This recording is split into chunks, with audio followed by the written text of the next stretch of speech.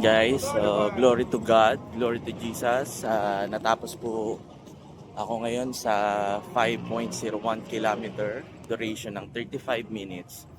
Maraming salamat sa Panginoong Jesus. Sa tulong ng Banal na Espiritu na nagbibigay ng kalakasan po sa atin sa araw-araw.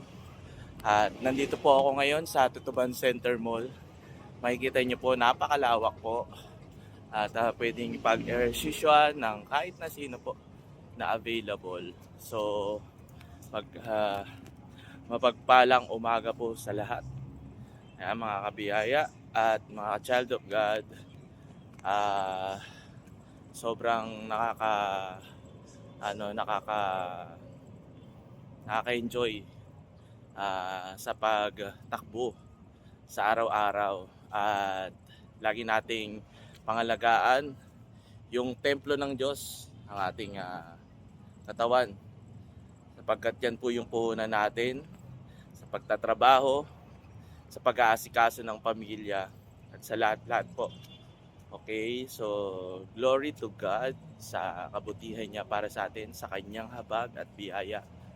At maraming salamat sa magandang panahon na bigay sa atin ng Panginoon. Ayan, so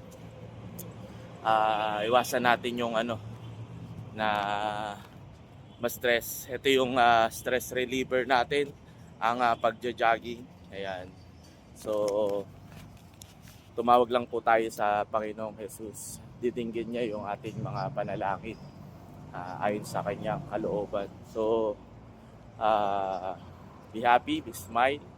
Kahit na maraming nagdadaan na problema po sa ating buhay, ay makakayanan yon sa tulong ng ating Panginoong Jesus. Kaya, let Aristotel Guadlao Mendoza, ang product expert ng Vivo smartphone ng Kismatic 168.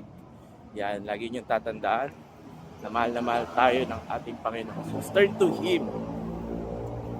Turn to Him, okay? Turn to Jesus. Okay? So, siya lang po ang makakapagligtas sa atin. Ayan. So, turn to Him. Okay? Glory to God. In Jesus' name, amen.